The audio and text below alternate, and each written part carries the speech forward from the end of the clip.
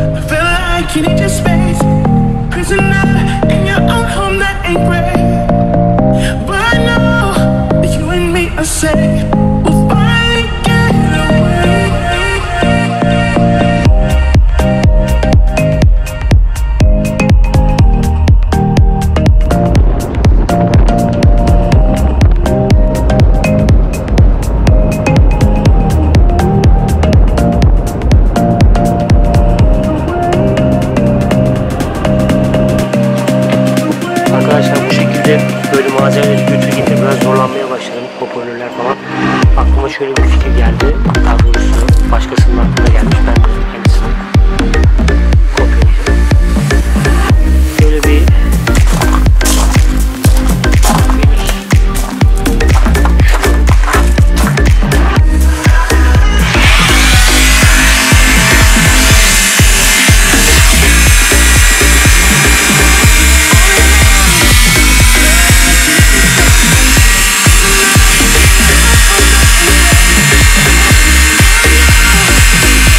say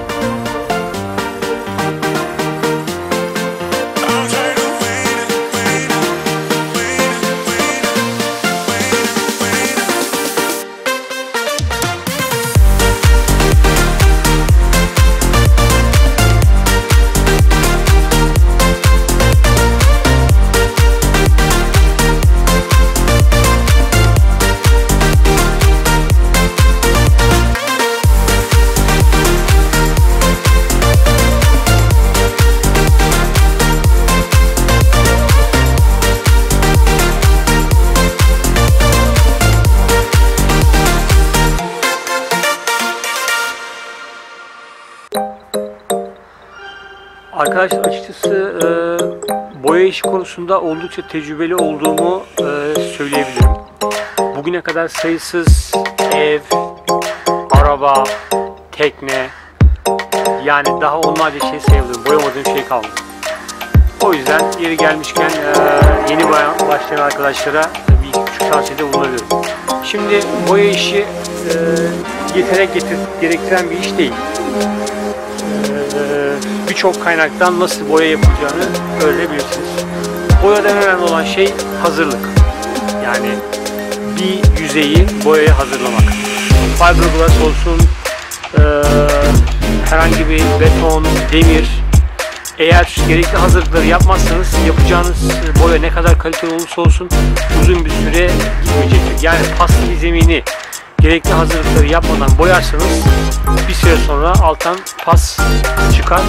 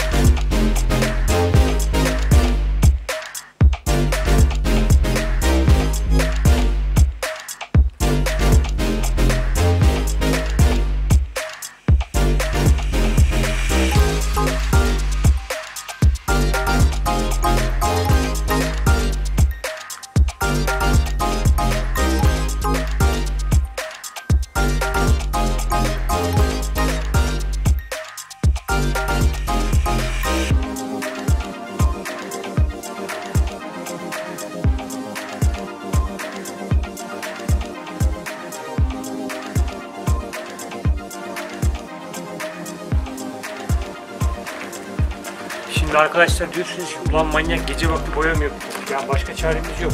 Koronavirüs sebebiyle okullar tatil olduğu için kızım bütün gün evde. İşte akşam 4.30'a kadar falan onunla uzaktan eğitim, ödevler onlarla uğraşıyoruz. Akşamda hemen fırsattan istifade böyle bir kaçtık. Yani böyle zorlamasak biteceği yok bu işlerin. Hadi hayırlısı.